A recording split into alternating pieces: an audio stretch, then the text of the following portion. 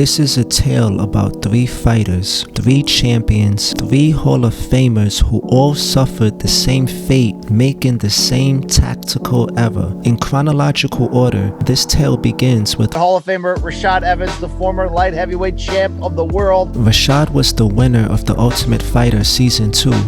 He went on to become the light heavyweight champion. During Rashad's reign to the top, his primary skill set was a wrestling base. He was an accomplished wrestler before he became a mixed martial artist. However, Rashad displayed well-roundedness as a fighter and showcased that he was capable of one-shot knockouts. Knockouts with his hands and knockouts with his feet.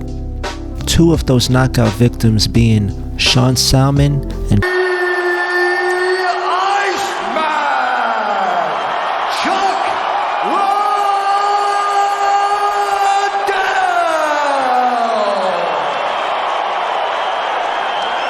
With the knockout of Sean Salmon, I remember watching it live and being impressed with how Rashad set it up. Rashad feinted low with his hands and aimed high with his feet. Head kick Sean Salmon to finish him. That got people's attention. With the Liddell knockout, it was the KO of a legend. This is Chuck Liddell. Look up, MMA fighter in the dictionary and you'll see Chuck. You're fighting the aura. You're fighting the company. You're fighting a lot of things in this one, Rashad. Chuck Liddell. I mean, there was no escaping the fact that this was Chuck Liddell. A striking legend who established his legacy with mainly his hands and feet and in devastating fashion.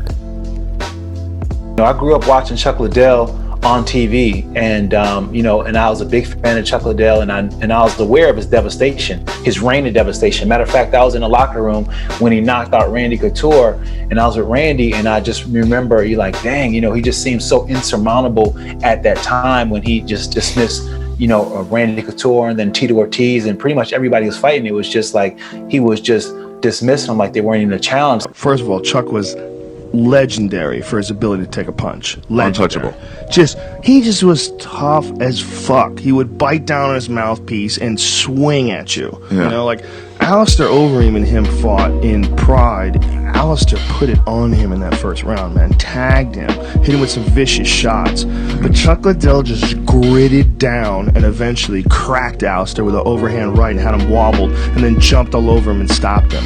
If he was, a lot of other guys would have went down in that first round. It's like Chuck was just so tough. Yeah. You couldn't stop him. His mind was so strong. He was coming at you, and he was so determined. I remember around this time in the mid-thousands, Ultimate Fighter show winners amongst some fighters were actually viewed as soft. A lot of these guys who were in the Ultimate Fighter started to become these big headline guys. All the guys who were already in the UFC and the ones who were really, I guess, hunting for us Ultimate Fighter guys, because when we got off the Ultimate Fighter, a lot of those guys who were already in the UFC, they kind of had disdain for us. They hated us because it was like, who are these guys who have 3 or 4 fights, 5 fights? And I've been fighting, I have 14, 15 fights, and they have double, triple the record that we do, but no one knows who they are, and all they wanted to do was just go in there and just destroy us. 18% of fans thought you could beat Chuck Liddell. No one was giving me a chance in this whole thing. So this made the Evans KO of Chuck all the more significant. If you've been a Chuck Liddell fan, you start to realize at that moment, like, yo, I'm fighting Chuck Liddell. Like, that's when I started to realize the magnitude of what was about to happen. And it's crazy to think that, right? Because like at different phases of this fight, I had a dose of, yo, you're fighting Chuck Liddell, It was one at the weigh-in, and then there was another one once, he was walking out, and then I look up and I see my name, Rashad Evans, and then I see the little banner that's above, the arena. You know how it says Rashad Evans versus Chuck Liddell? So it said my name. I'm like, oh, John. And I said Chuck Liddell. And I'm just like, wow, I'm really fighting Chuck Liddell. And he's walking out to DMX. And I was like, this is insane. Chuck stalking you with that right hand. You're staying on the outside on your bicycle, kind of pumping jabs, but more of just, range finders.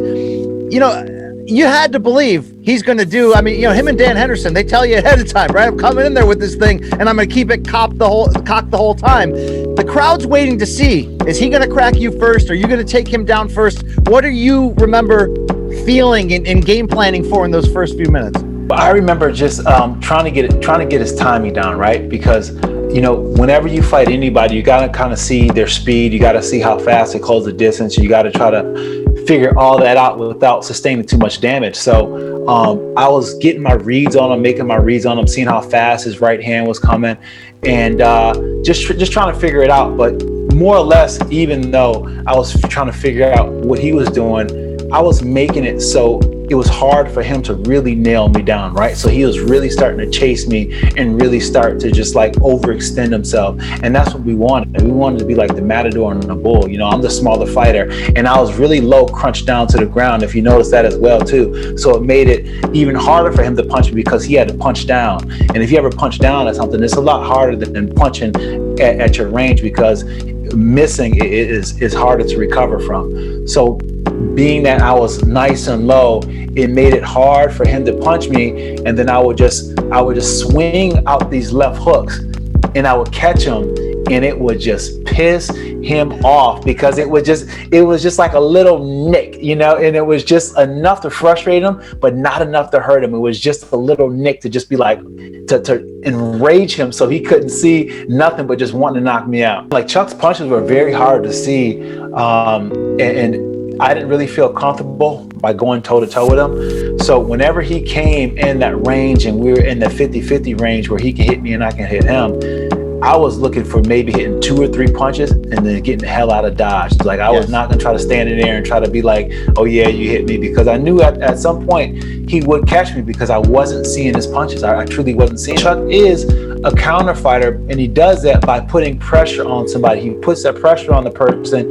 and then when the person feels smothered, they open up with an ill-advised combination, not really being ready, but just kind of throwing a punch because the presence is there. Then he catches them with the counter shot, and I felt him doing that to me, so that's why I would like throw maybe 2 or 3 and just try to run out of there as fast as I could. I was really surprised at how I was able to connect, you know, and it all started with me with that slapping left hook. And once I was able to catch him with that slapping left hook, and he started just over pursuing, I was surprised at how much I was just able to just catch him with these shots, the punch that just kind of, you know, left his visual because they were so wide and looping, and the next, you know, boom, they'll come back and catch him. So I was surprised. It looked like he's still the alpha dog, even though you're doing a good job avoiding him. The story of this fight is Chuck chasing you and Chuck starting to catch up. Ill-advised running head kick in which you saw it coming, so you stepped to the side. Herb Dean was so nervous it was going to hit you after the horn that he jumped in and kind of intercepted it. I thought Herb was going to get KO'd there. That was a wild finish, Rashad. See, that's why I like Herb, man. Herb was down like that. Herb would take a kick for you, man.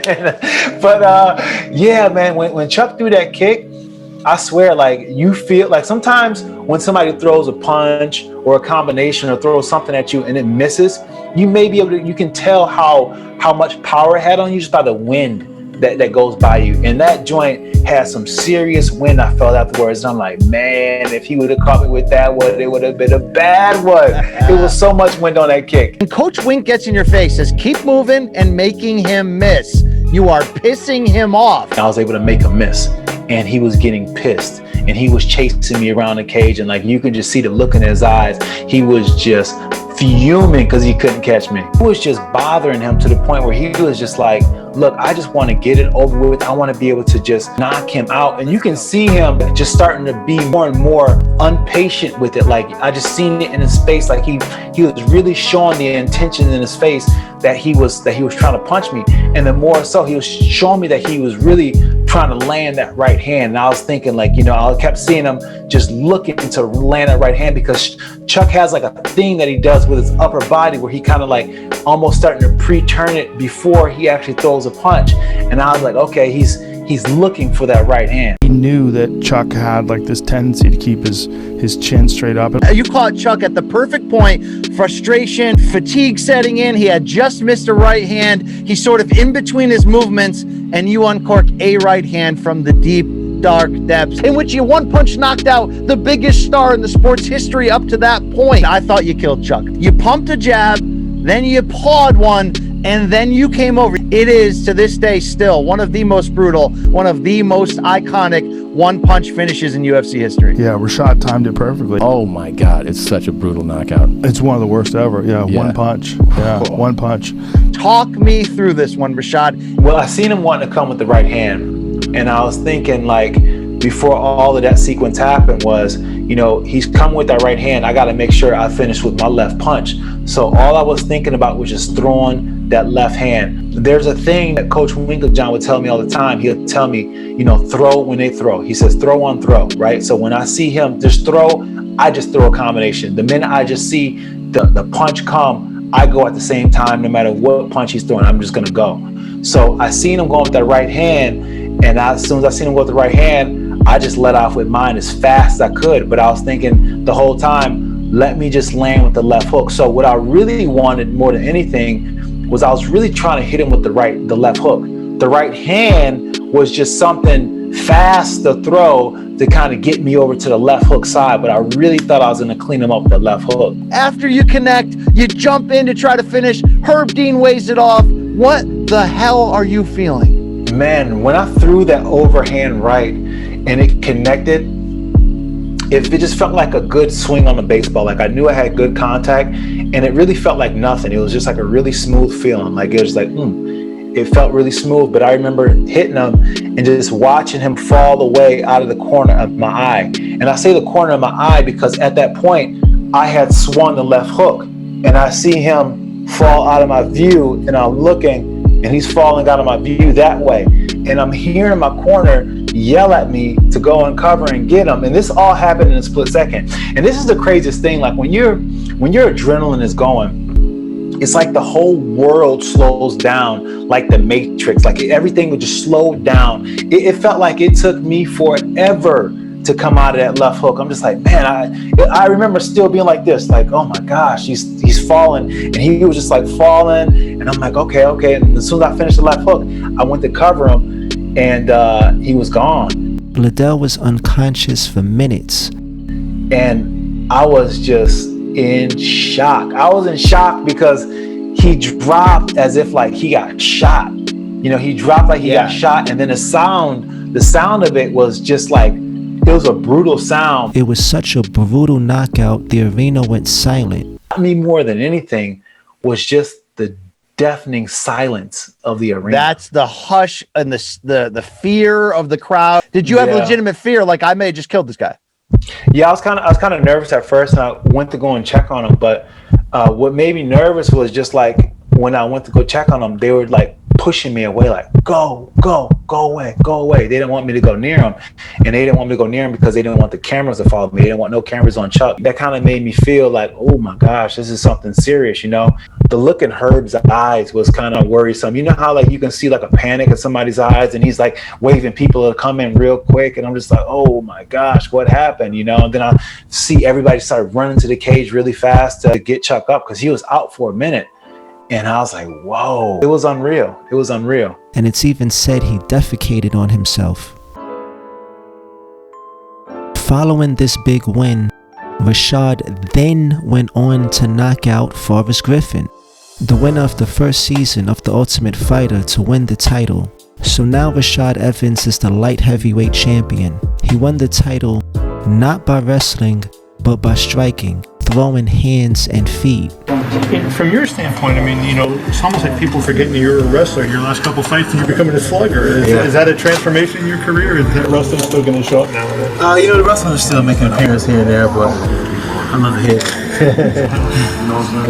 Was it a transition that you felt gradually coming on, you know, in your MMA career as you got more comfortable, that you would be more willing to stand up? And was there one point that you felt like, hey, I've got this where, you know, I feel like I could use it at the highest level?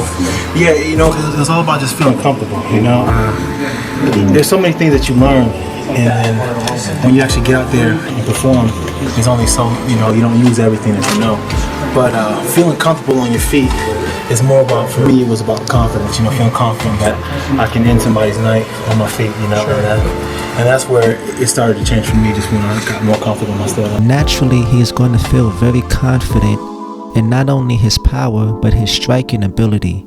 He just laid out 2 champions back to back. This newfound confidence played a large role in why he lost his title in his very first defense against the Dragon Machida. Machida was a natural striker. He's been practicing karate since he was a child. He's also had wrestling credentials to his name. Machida has been striking longer than Rashad Evans has been wrestling. Elusive, hard to hit, and he's very accurate with strikers. The difference in the levels of striking was apparent from the very beginning. I definitely think I underestimated him in that fight. Machida even dropped Rashad in the first. But I remember thinking, like, halfway through the first round, I got knocked down and I was like fucking embarrassed. I'm like, man, this guy's pretty good, you know what I'm saying? But that was the realization that this guy was pretty good. Not going into the fight, like, it was at that moment. I was like, dang, this guy's pretty good. I gotta step it up though, I gotta really fight. Despite Rashad having little to no success on the feet, he continued striking with Lyoto and didn't adjust the fight to his favor and utilize his wrestling. I remember when I was actually fighting, I was getting hit and I was like, I'm okay. I'm all right. And I get back up to my feet and then he's throwing punches at me and I'm seeing him coming at me. I was like, he doesn't even hit hard. He's hitting. I'm like, man, you hit like a... Next thing you know, I'm knocked out. And I'm awake the whole time. I'm knocked out. And I'm just like, man, I can't move my body. I was like, man, I think I'm knocked out. And I was like, I'm snoring. And I was like, fuck, I'm knocked out. And I was like, fuck, I lost. But I was stuck like this. I'm like, what's wrong with my body? I never had that happen before, and it just was a very, very embarrassing but humbling experience. Did you see the picture of what it looked like? My eyes are all open and everything. I was like, damn. But you were conscious. I was up here. Yeah, I was up there, right? Because I was talking myself through it. Like when he was striking at me, I was like, man, this dude don't even hit hard. You think he's gonna finish me? And I was like, man, you hit like. Because there was some chatter that you were talking to him like as he was in that final flurry. Yeah, because I didn't think I was hurt. I was like, man, you hit like a. Right. Had Rashad Evans entered this fight with a wrestler's mindset, a wrestle-heavy game plan, I'm sure he would have had a much better performance. And staying grounded and staying true to yourself and what got you to the belt or got you to where I was at. I didn't do any of those things. Now we move on to the legend.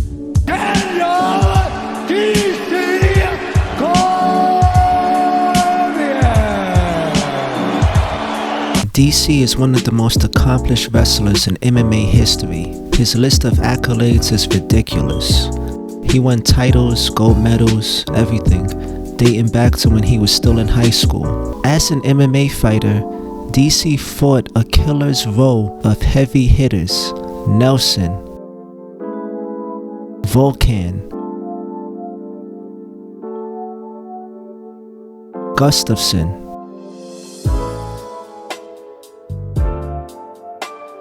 and historically revered pound for pound all-time hitters in Dan Henderson, the all-time heavyweight knockout king Derrick Lewis, and the late Rumble Johnson, who has bodies from welterweight to light heavyweight. DC even fought the greatest striker in MMA history, Anderson, the Spider Silva! Against all these legends, Daniel Cormier made the wise decision and played to his strengths. He made his opponents fight on his terms and imposed his superior wrestling skills and got the victory.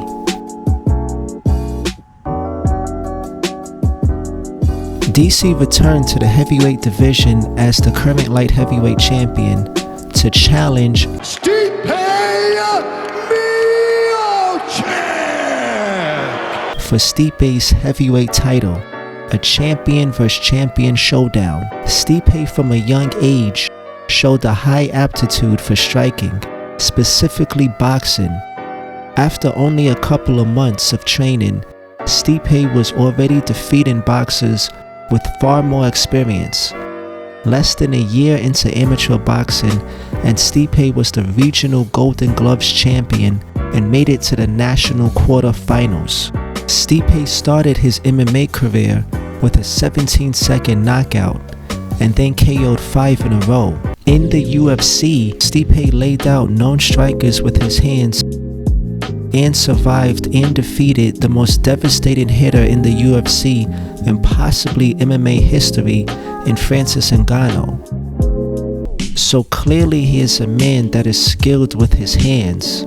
DC was an underdog leading into this fight due to Stipe's natural size advantage and striking proficiency. Despite these odds, Daniel Cormier knocked out Stipe Miocic to become the heavyweight champion and only the second fighter to hold 2 belts simultaneously in UFC history. The champ, Daniel Cormier. It's crazy. Huh? It's really crazy. It's really crazy. Like, man, I can't believe it. You did it. I still can't believe it. You told us yesterday you were going to knock Stipe Miocic out. At the start of the fight, you were having a tough time trying to close the distance and get on the inside. And I think that gave him confidence, especially when he backed you up against the fence. And it wasn't a takedown as such, but he kind of won that exchange. Yeah. Do you think he got a little too overconfident in those positions because of that? A lot of times I try to gauge a guy's timing. So I'll take a little bit of time in the first round to see like how everything comes. And when I saw his speed, I felt his power, I was like, it's okay. Then I start to march forward. There was this big deal that, oh my God, he's going to hit you and he's putting people to sleep. And when he hit me, I was like, oh, this is nothing crazy. So then I was able to start walking him down. And once I start walking guys down, it's hard for him to really stay with me. He came out and he went really hard in the beginning. And then I start to march forward. And once I start marching, these guys, they have a tough time dealing with me. It was very crazy that his eye was like getting beat up really bad from jabs. Yeah. From jabs. So when I was grabbing his left hand, his head, I saw him shucking me. So the first time he got me, I uppercutted him. Second time, he figured uppercut, right? But we were going uppercut, looping right hand. So instead of the uppercut on the break, I just threw the right hook and it landed clean. I didn't try to rush, I just kind of passed the legs, went over the top and hit him with a couple follow-up shots. DC also became the first double champ to win and successfully defend both the light heavyweight and heavyweight titles when he defeated the knockout king Derrick Lewis. Daniel was also the first ever to submit Derrick Lewis, solidifying his status as an MMA legend. In the rematch with Stipe, DC was handling Stipe on the feet. He was having so much success with his stand-up, he didn't even think to play into his strengths and take the fight to the ground. DC was all over him in that first round. Like, he fought really well in the first round, and then Bob Cook was yelling at him in the second round, keep your damn hands up, and he was like walking him down, like almost like disdainfully, like walking him down. This proved to be a huge tactical error. And then you realize, Stipe can take a fucking shot. He can take a fucking shot, especially after getting fucked up quite a bit in that first round. I mean, there was a couple times where I thought he was going to be like dude was going to get him. Yeah, Cormier. DC with the shots Stipe took and just walked through him like shots he took. Stipe Miocic is one of a very small percentage of fighters who can make adjustments as the fight goes on. The longer the fight progresses, the more information Stipe downloads.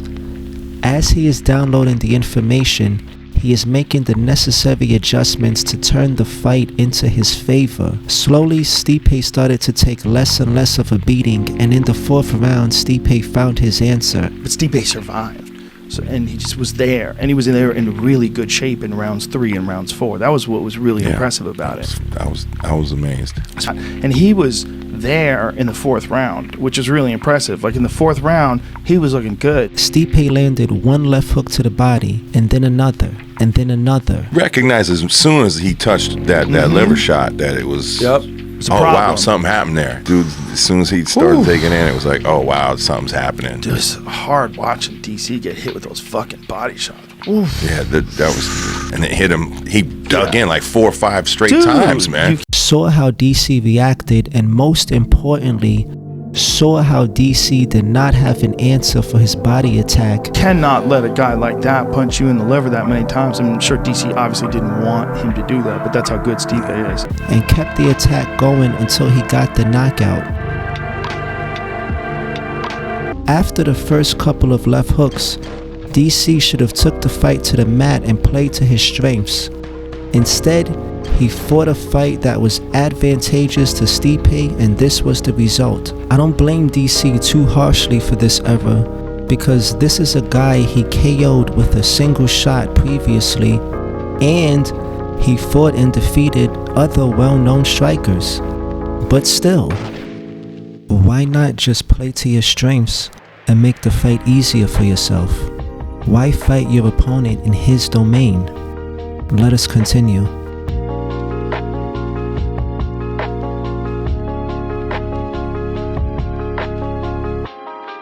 Kamaru, the Nigerian nightmare,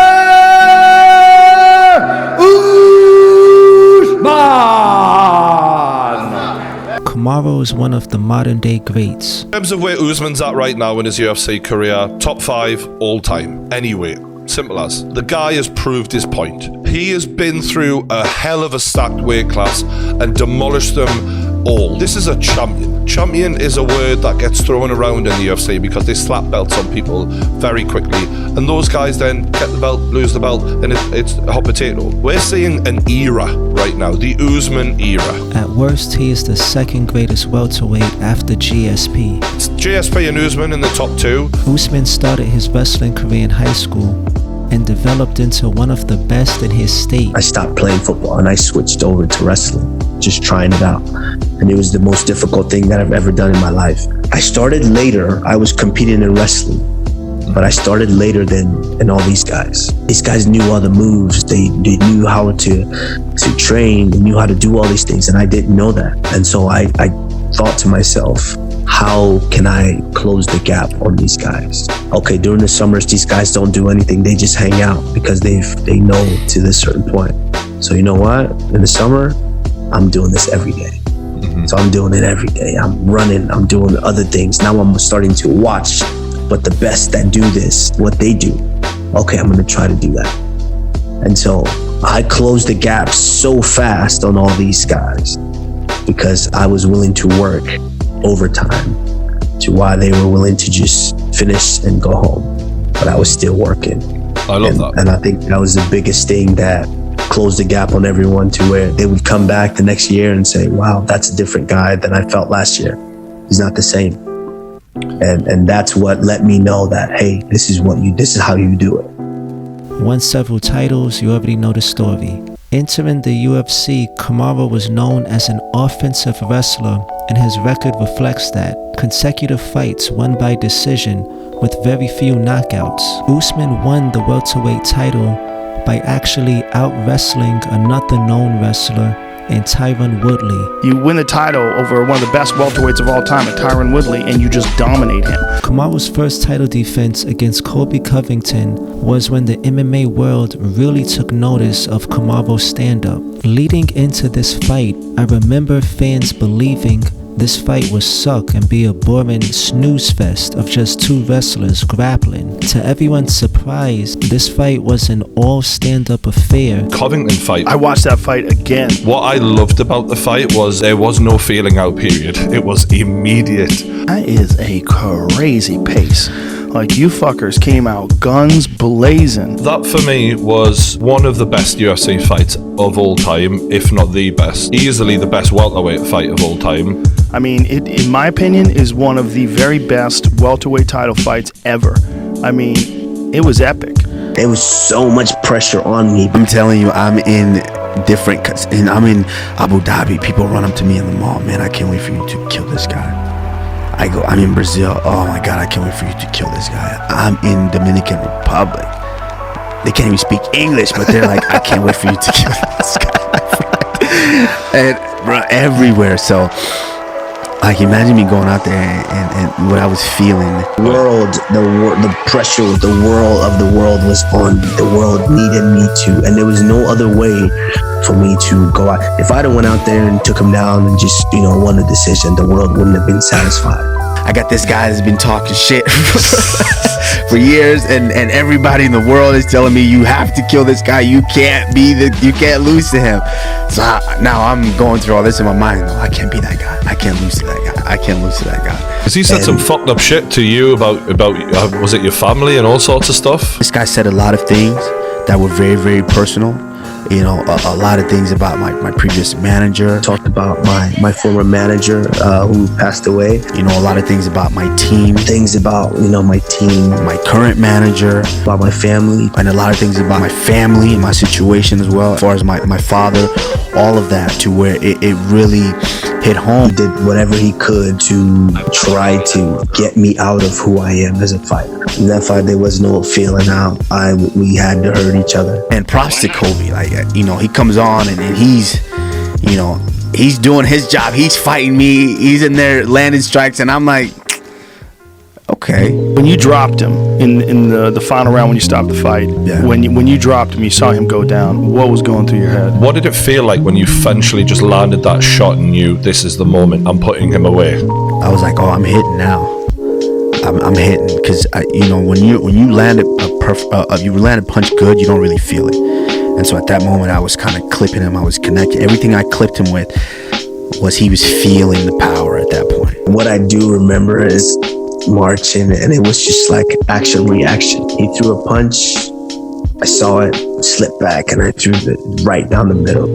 Beam, hit him in the face. He drops. The crowd erupts. So by the 5th round, when I hit him with the, I hit him with the body, and I hit a punch. I hit him with the right hand that stunned him, and he stumbled back. And at that point, I was just in the driver's seat. I'm like, okay, I'm feeling him. And then I hit him with a left hook. Boom. That hurt him. I could feel everyone, they hurt him because I'm not barely feeling the punches here. And then when I put that cannon on his face, boom, and he went down. And it was like my energy level just got refilled, you know, times 10. After that moment, I could have gone another 5 rounds. Wow. I had such a surge of energy to finish this guy. It was just, that's all I remember. It's just like, I was like, wow, I'm not even tired at all. Stay relaxed, we got time. You know, the goal is to get him out of here. I'm not going to jump on him, because I've made that mistake before. I've dropped the guy now and jumped on him going crazy trying to get him out of there. But stay on him, just stay relaxed, and I'm going to get him done. And at that point, I was just you get to a certain zone to where you see him coming, and it's just like, whew, punches are going by. And then I land the other one, and he drops, and I'm just like, okay, it's time to get on him and finish him here. And I was hit the most ever because I didn't care. Yep. At that point, I didn't care. I just wanted to fight. It was so personal. I just wanted to fight. I didn't care about getting hit. I didn't care that I wasn't protecting myself in certain places. I just wanted to hurt him. And when I landed that shot, it was such a surge of energy that anything that he had done before meant nothing. This right here, I just got another 5 rounds in me to go. If we had to go all night, I was going to be here all night.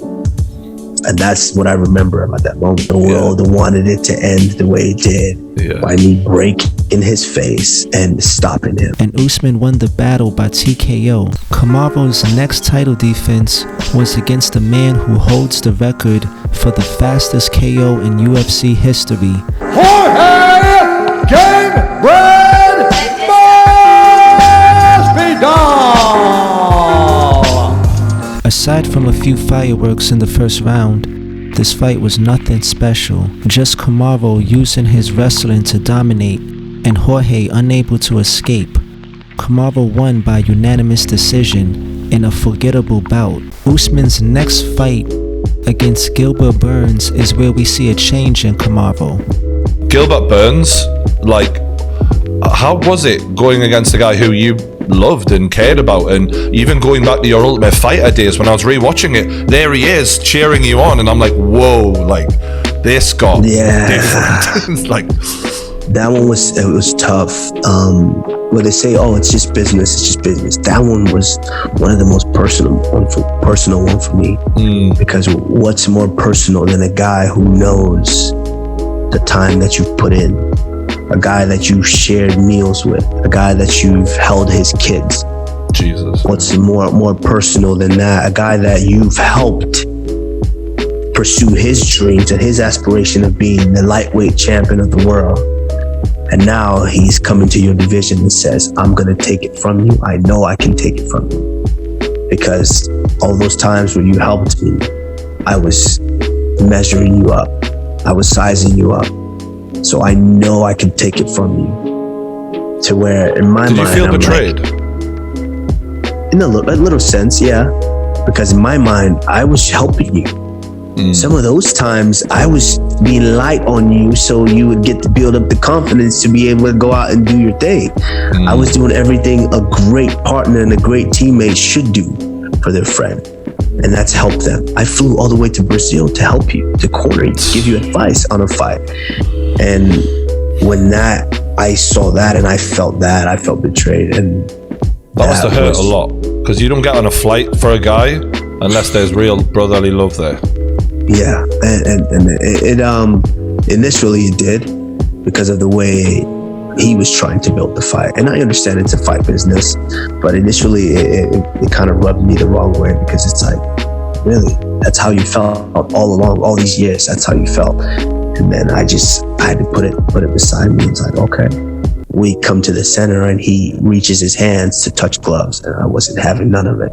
So when he caught you early on, that was the thing that made me go, oh shit, because that was a hell of a shot. He jabbed from too close. Bang! The right hand was able to get in, and it caught him behind the ear. So that's a tough spot to get hit. Throws you a little bit more. So he hurt Usman with that right hand. He timed it with a nice right hand. And the composure that you showed, you kept your hands up, you didn't back off. You saw all the skills, the mental part, the physical, the technical part. He can stay in the fire as that's happening and not even show anything. It was impressive, that man. We see Kamaru utilize a sledgehammer jab from the orthodox and southpaw stance. The jab was a key. Just beautiful job with that jab. That was the key for Usman, getting things under control, getting control back from the striking standpoint. But his striking has improved so much. But then his jab stole the show. Here's the key. Timing. And how do you have good timing? By being calm. And that was the difference. Usman was nice and calm. He started to control the outside with that jab. The timing was the key. He threw it at the right time. But part of it is calmness, to use those eyes. And Usman, you could see it. I'm looking at that. That's what I'm seeing. He's calm, and he was smart. He took it on the outside. So when you're on the outside, you can exploit somebody that way. You can exploit them, because you're on the outside. You can let them make mistakes. Give them room to make mistakes. Give them space to make mistakes, and be able to see those mistakes and capitalize. And that's what he was doing. Because he's on the outside, his eyes, he's calm, and he sees the guy throw a little white, bang! Because he gave him room. He gave him a little rope to hang himself. Gave him a little room to make a mistake. You want room so he can make a mistake. And now, as I said, you can make him pay for that mistake. And then a jab at the right time, just the right time, bang! The right time. And you know what the right time was? Burns was getting ready to start something. Like he was getting into position to start something. Bang! The jab discombobulated him, because it was timed perfect. With well-timed, accurate straight jabs, Kamaru wins the fight by TKO. That fight too, but I think for different reasons. What were you feeling when you were crying there and it was just so powerful? It was a roller coaster, because I had put myself, like the same way my daughter can turn the switch off, I put myself there. I was the Nigerian nightmare in there. Got the finish, boom, finished him, and then I'm blacked out. You get to this moment where you black out with adrenaline. I'm just there, and I'm screaming something, and then I hear him crying. And then it just like flipped the switch off, like, Kamaru Usman, that's your friend. Wow. You helped him. You flew all the way to Brazil to help this guy win a fight, so he could provide for his kids who you've held, and his wife. And it was like a ton of bricks. It hit me in the chest, like, bro. And I couldn't hold it. Oh man. This was unexpected. Yes, Usman was the favorite in the lead-up, but most fans thought if Usman were to win, he would win by utilizing his wrestling. Nobody was predicting Kamaru by knockout. The next defense, Usman meets his old nemesis, Jorge Masvidal. In this bout, Kamaru showed some improvements in his stand-up, but everyone, justifiably so, felt Jorge had the advantage in the striking department. Most of Jorge's success as an MMA fighter is in his striking. He was a street fighter, backyard brawler. Throwing hands is what Jorge does best. So absolutely no one was expecting Kamaru to one-shot KO Jorge Masvidal the way he did. This was the first time in his career that Jorge Masvidal was knocked out cold. Surprised when he started to load up, I kind of saw like the back of his head, so I thought for sure he's gonna shoot. So I started to like drop my hands, and I noticed like midway, oh, it's a right hand. I tried to check hook him, but it's too late already. The right hand had already penetrated the force field and took my ass out, you know. Like I said, I'd never been knocked out. It was just fucking nuts to me. Like, bro, this guy's the one that fucking literally knocked me out. Like, I was out cold. It wasn't like you stopped it early or nothing. I know in my heart of hearts this guy fucking knocked me out. And for me to think Usman's the one that knocked me out, I never would have betted that this guy would knock me out. Usman threw purposely a little wider jab just to bring the eyes of Masvidal over to his right side, just to distract him a little bit, to move his eyes a little bit. He threw the left hand in that lane, not straight, not in the middle of the highway, but more on the shoulder of the road. He threw it on the side a little, and then the right hand comes down the middle, down the pike, down the highway, and he never sees it, and it knocks him cold. Where when he threw that left hand on the side, at the same time, simultaneously, he being Usman, grabbed the right hand of Masvidal and pulled it down. That distracted him more. That caused a reaction. It was the catalyst for a reaction that caused his eyes to blink, to almost close by doing that, and then never able to see the right hand. At this time, Kamaru Usman is viewed as not only the pound-for-pound best, not only as a threat on the ground, as we all knew, but a threat on the feet as well, with legit knockout power. In Usman's rematch with Colby Covington, Kamaru knocked Colby down twice, almost stopping him in the second round. He did this all while suffering from a damaged right hand. He had the injury going into the fight. Threw my right hand in 3 weeks leading up to this fight. It takes timing. You have to really be clicking to really be able to find that shot. And so this is gonna be the first time I'm throwing my right hand in three and a half weeks. And so I get in the fight and we're going. I'm like, damn, I just can't find him with that right hand. But that's because my timing wasn't there. But the left hand, I was finding him though. And he's tough. He showed how tough he was. He was able to recover very quickly. I made him kind of do the stanky leg a couple of times, but he was able to recover quickly and hold on and not get finished. The first Colby fight, Kamaru fractured Colby's jaw. In the rematch, Colby left the octagon on crutches. Not only has Usman displayed refined technique and power, but he's also shown poise and durability, able to withstand the onslaughts from Burns and Colby and prevail through the fire unscathed. Heading into his fight with Leon Edwards, Kamaru was aware of the striking threat that Leon presented. He admitted and acknowledged this. Leon Edwards is a very, very tough guy. Like, make no mistake, we might sit up here and say what we want to say, but I'm taking him very, very seriously. I took him serious the first time. I was nervous when I had to fight him, and I'm nervous right now having to fight him. This guy's an incredible competitor, an incredible striker. This fight is of course a rematch. Usman defeated Edwards in his first fight with the UFC after winning the Ultimate Fighter 21. I am looking forward to running this one back. And when I first fought him, I was a 23-year-old kid. Only did MMA 5 years. I got him when I was 17 years old. Fought him when I was about 23 years old. So now I am a veteran in the sport, and I've been doing it 13 years now. Been through ups and downs, been hurt, came back, won, lost rounds, headline events. Now here we are. 30 more seconds in the first fight and I would have finished you, correct? Shut up. No, you wouldn't. You forgot? You want to watch the replays? You held me for 2 rounds. I watched it. You want to watch the replays? I held your hand and I was beating the side of your face in. No, you wasn't. I rewatched it the other day. I wasn't? I rewatched it the other day. I wasn't. You rewatched it. You didn't see me holding your hand, beating the side of your face in. Bruh, you had like a lamp, just beating the side of your face in. 30 seconds. You held me for 2.5 rounds. Of course. Did nothing. Of course. You said your striking is much better. Of course I'm gonna hold you. I don't want to strike with you. Your striking is much better. I held you down. Listen, and I beat your face in. Leading into this fight, as you would imagine, Kamaru was quite confident.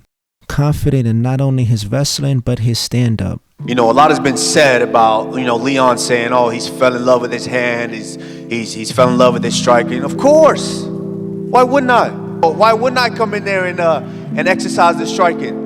Of course I fell in love with my striking. That's why I have more knockouts in championship fights than he has in the UFC his entire career. Usman is riding a 15-fight win streak, the most consecutive wins in the welterweight division, and the second most consecutive wins of all time, second only to Anderson Silva. Kamaru lost the first round against Leon Edwards, but rounds 2, 3, and 4 were nearly all identical.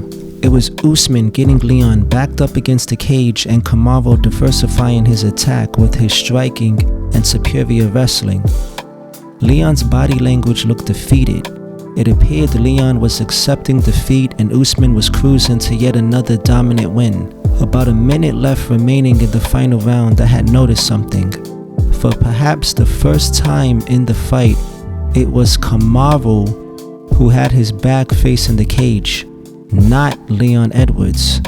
Also, I noticed Kamaru was lingering on the outside and not continuing the forward pressure, which backed Leon up against the cage the previous 3 rounds.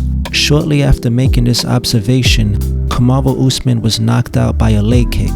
What do you remember after the head kick? We work on certain techniques to kind of put him where you want him and get him out of there. Like even in the Masvidal fight, like everyone, oh, the knockout just happened. No, I set him up for the knockout. People didn't realize. I did the same sequence in the first round that I did to finish him. So I start that with Leon, because I've kind of got Leon in a place now to where I kind of dictate whatever I wanted to do. And so we get him, and I get him up, and I think Herb breaks us from the cage. So we're moving, and I'm trying to set him up, and I'm trying to get his feet moving. I wasn't doing the greatest of job, this is all on me, and I'm trying to get his feet moving. You see me change levels. And what I wanted to do was set him up, and I was going to throw the punches that he couldn't see, and I wanted to sit him down and get him out of there. I wanted to throw him with conviction and really get, like I did with Masvidal, and get him out of there. And so I'm like, okay, what I'm going to do is I'm going to shake left, shake right, and then I'm going to let him go. But I got to get him moving first. And I didn't do a great job of that. And so I'm moving. I'm like, okay, I got him set up. All right, which I really didn't. I shake left, I shake right, and I'm sitting in the ambulance and they're asking me, do you know where you're at? I'm like, what the Kamaru's loss is the most forgivable and probably the most shocking compared to Rashad Evans and Ryan Cormier. As mentioned earlier, all signs pointed to an Usman win. The fatal mistake Usman made in the moment was simply not closing the distance. Had Kamaru closed the distance like he did in the previous rounds, that long-range head kick from Leon Edwards would not have even been an option. With Kamaru lingering on the outside, he put himself into Leon Edwards' line of fire and made himself available for Leon's long-range weapons. Keep him on the floor. Kill time. You can't lose except by knockout. And the best chance of being knocked out is standing, not being submitted on the mat. Kill the clock. Keep him on his back. If that's the way we end it, fine. You earned the fight. You earned the right to do that. Let's finish up here and get the win and get out of here. Usman should have done what his friend Khabib did in a similar situation. Khabib, the Eagle Nurmagomedov! Khabib Nurmagomedov is universally known as a legendary grappler. The man grappled bears as a kid. He has all the accolades. He even trains